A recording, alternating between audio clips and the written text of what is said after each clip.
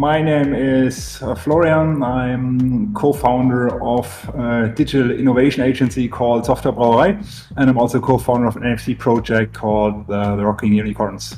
Yeah, and my name is Nick, or Unikorn in the virtual world. I'm the other co-founder of both the digital agency as well as the Rocking Unicorns, and both the company and the project are based in Switzerland. So fantastic. Yeah, so how long have you guys been in this metaverse NFT space? Or how long have you been there, and how did you guys get into this? It feels like ages. But I guess if the calendar, we started beginning of September. Of last year? That's when this year. With the project. Oh wow. Yeah. I'm not talking about the innovation. So maybe quick about the background. Both of us come from the programming side. So yes, we are nerds. Founded a company 7 years ago together, which we are still running, and this company is about technology development projects, software projects. As software projects are nice, but sometimes a little bit boring, we always look for ventures. And this year we came across this nice thing called NFTs, and so that was our venture for this year. Actually, thought we do it like a quick sprint, like 4 weeks, hit and run, first NFT project, and then we were kind of tied in the whole game, and that's where we still are right now. So yes, we started beginning of September with the Rocking Unicorns. Yeah. So the project is since September, yes, and we've been in crypto for quite a few years now, and also looked into NFTs. I think the first NFT I looked into was Zed Run. The horse racing game, basically, okay. Which I ended up not buying into back then because it was too much of a hassle to set up the MetaMask and everything. So actually, quite some regrets there. But really started this year getting into NFTs, and as Flo said, launched our project in September. Yeah. Yep. Oh, next thing he will tell you is when he wanted to get into Bitcoins like 2 years ago. That's kind of so we decided to not miss the NFT chance and jump in there. Yeah, it's just also happened so quickly, and that's insane. So September, that's only been really a few months, and and I'll get to that in a little bit about, obviously you guys have the space in Decentraland. That's really cool. That's a really cool concept. But I want to touch on your actual NFT project first. Tell us a little bit more about that, what it involves. Because it's I'm a musician, and I was really excited about the fact that guys were doing stuff with music. It's a big space. So let me start, and then Nick will kind of drop all the things that I forgot, because there's so much to tell about the project. But the quick pitch is, when we started the project, we wanted to do things kind of entirely different or create something new, and that is why we decided to create the first PFP collection with sound included. The project purpose is helping musicians to enter the metaverse, and kind of the reflection of this is this PFP combined with sound. And if you go on OpenSea, you will see what we mean by combining PFP with sound. We created the first giant loop station on OpenSea. So each of the unicorns has a uniquely generated jingle. It has an instrument, and based on the instrument, it has different tones. And of course, there's rarity based on these tones. So we have kind of two-dimensional rarities. One is about the art itself, like having rare and super rare traits. The other one is about the number of tones and the instrument, like having unicorns which have kind of super rare skills in terms of being able to play 7 sounds, for example. And that is entirely new to the NFT world, and actually kind of not that many people are talking about this, and that's what we want to change next. Yeah.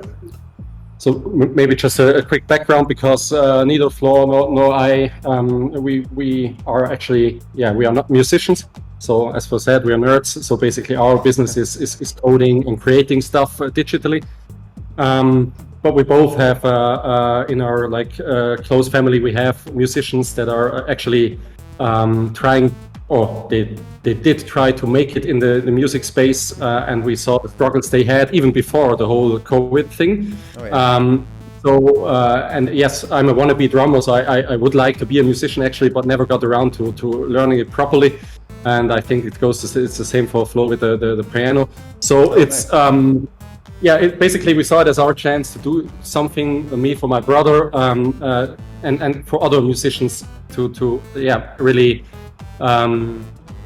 get into a new space and have some new ways of actually doing performances and just being out there connecting with fans, and we think that's actually what the whole Web3 is all about. So that's why we built the whole project around music. It's not because we are musicians ourselves, but it's because we've seen what is going on, and now with COVID, it's not gotten any better. By the way, fun fact: initially the project wasn't called the Rocking Unicorns. It was the board rock stars. Oh, really? And the reason that they were bored is that it was because of the pandemic, so they weren't able to play any gigs anymore. So that was the whole backstory of the project.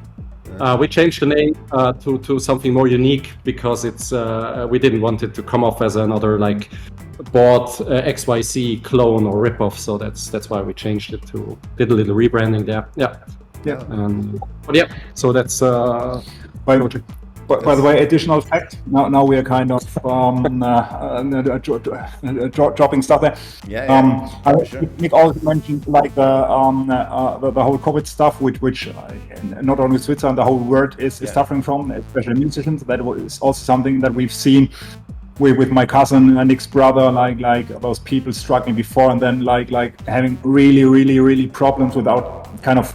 I mean, the money is one thing, like getting the people somehow to make their living, but they just were not able to perform, which was kind of even more heavy to them. So that was kind of our solution on that one. But we see, I mean, that is not a COVID only project. We see there is much more potential on top of that. We also see the whole concert thing we are building up there. It's not a replacement of real concerts. Someday there will be real concerts again. But everyone knows that setting up a real concert, for example, to independent artists, but also kind of to high profile artists, there is a kind of huge amount of money and huge overhead involved in terms of you need the space, you need the streaming queue, you need the roadies, you need the promotion and stuff like this. And with kind of the Metaverse, you can kind of get rid of all of this kind of overhead and just have the artist and the people listen to him. And that's what I wanted to touch on next. Actually, that's what I was going to head to is this awesome space that you guys have. Because it's not just your NFT project. You guys have the TRU Band Room in Decentraland, which is an awesome virtual venue. So I think that's where you guys are sort of headed to. So tell us a little bit more about that. Yeah, so that was originally that was a more of a side stream we did basically along with the project. So we started it as a kind of experiment to see how it would actually work. Obviously, we thought it could be really cool, and then when we started building, it turned out really cool. And then when we had the first showing there, it was just okay. Now this could be like a real thing. Actually, it's fun. It's a new way to interact with artists on stage. Not only for the fans to be there and experience something new, but also for the artists, because it's quite different from streaming to Twitch, for example. So you actually see the people as they're in their avatar form in there. You see how they are clapping or just reacting to your music. Plus you have to chat, and also we don't think it's ever going to replace live gigs, like ever. It's not meant as a replacement, but at the same time it just gives new opportunities to connect for musicians to connect with their fans, because it's I've never been to a live gig where I walked into the room and the guy on stage basically gave me a shout out because I was wearing a nice hat or something like that. Yeah. So that's happening all the time in Decentraland. So it's like just a new level of interaction where just the artist on stage can actually mid-song stop and do a shout out to someone walking in a weird turkey costume or something like that. So it's just a fun new way of interacting. I wanted to mention. Oh, sorry. Go ahead. There's just way more things around the whole space that you can do with NFTs, with wearables, like exclusive gigs, giveaways, pour-ups, and just a lot of stuff you can actually do there that you can't do in a live setting. So we see it as a real nice extension of actually doing something other than the regular live gigs. Yeah, I was gonna say, I've experienced that myself. In fact, the TRU Band Room was one of the first places that I explored in Decentraland, and some of the first virtual friends that I connected with and are now, part of my group, on Discord and all of that, and that we actually collaborate. I met in the band room, just chatting and then like you say, there you're seeing the artists and you actually can chat with them. You can ask them questions, about them, about their music. So it's like you say, there's kind of interactions that you don't get in a live setting. It doesn't necessarily replace it, but it's just a different aspect or dimension. So super cool. And it's also for artists. I mean, artists, what the band room kind of, it's to them, they can join a Twitter space and try to get on stage and then try to sell their NFTs, for example. But what we feel like is there's a way better chance for an artist to sell his NFTs if he's doing a performance. So in the TRU Band Room, we're giving the stage to him, he's performing there, and then it's totally okay to do shout outs to the crowd and tell them, hey guys, help me, mint my NFTs. And usually we prepare the band room for the artist, and so he can put his NFTs to the wall and people can click there and mint him directly. So yeah, I've seen that. And I think recently you guys added like a big screen as well on the on the side of the building. That was for the Radio FG gig. Radio FG is the biggest radio station in France. They were reaching out to us because they wanted to tap into the Metaverse. They organized the Metaverse tour, and the Rocking Uniquehorns band room was the first station where one artist, Buffalo, was performing. Yeah. But fun thing about the screen on the outside, almost nobody used it. And that's also something that we kind of discovered. Just like the feel of being in a like a really tight space together with lots of different people from all over the world. That's also something people quite enjoy. So nobody is standing outside alone watching the big screen when the actual part is happening within the building in the small confined space. So that was quite funny, which is also the reason why we recently just removed it again. Because the one screen is enough for the moment to stream to everybody. So we figured, okay, if nobody's using it, we might as well remove it again. I guess that's the cool thing about that kind of space, is that you guys are continuing to experiment, see what works, what people like, what doesn't. It's evolving. Yeah, absolutely. Yeah. And the outside screen just took too much energy. Yeah. Yeah. Fantastic. No, well, I mean, obviously you guys, sort of have a vision, not just for now, but, for how things can grow and develop. So, what is your vision of like the metaverse and NFTs for the future down the line? What kind of things do you guys see, either for your project or just in general for the space? Okay, let's start. When we started, we're like, okay, NFT, it's about art and collections and selling this one, and kind of it's an investment topic. So that's what was our view when we entered the whole space. Meanwhile, we see like millions of possibilities. We're just kind of reshaping or kind of redefining our company, our innovation agency a little bit, because there's so much potential. Like a couple of our real world customers were reaching out to us.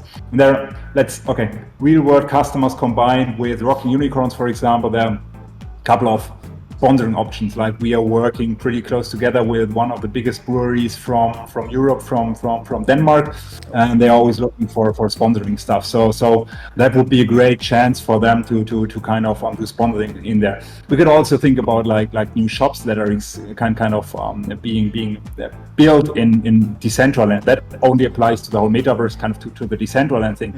Then if you go kind of on the NFTs itself, NFTs, they are much more than investment. I mean, of course, some people just use them for flipping, but actually it's buying to the community. And if you buy into this community, not only for Rocking Unicorns, you can do like real things on top of these digital things. Like, for example, if you have a Rocking Unicorn, you can get access to a meet and greet session to certain artists during a concert or after a concert, or you can do like section. Yeah, exactly. We have the VIP section, the digital one right now in place, but you can simply transfer this to real life. Right. And so another example is we had today a talk with one of the biggest circuses in Switzerland, and we could easily do an NFT collection for them. Like, okay, on the one hand it's circus, so they are really having difficulties right now because due to COVID they are not allowed to do shows and stuff like that.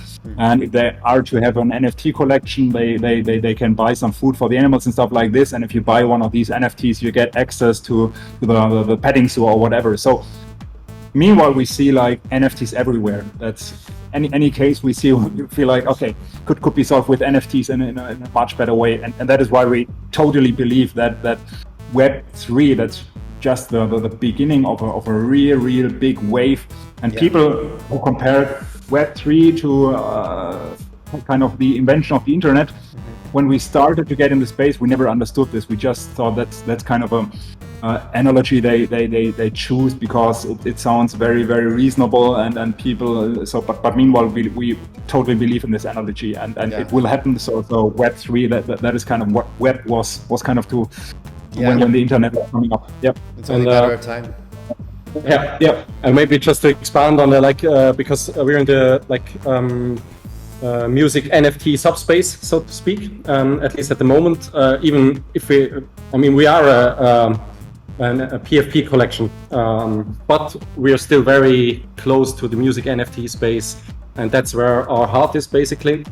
And I guess you notice the music NFT space is still pretty early, or even earlier than the space. It definitely is. So I think a lot of people are still sleeping on music NFTs and haven't really noticed that this is going to be a thing. So we are absolutely certain that this is going to be a thing because it enables artists and not only talking about like big name artists, but even like guys like my brother who, if they put in the work and connect with people and then couple that with their NFTs, they get a much better return than if they were to try to make it on Spotify or anything. It gives them leverage. That's near impossible. So we see that space in particular having a very bright future ahead.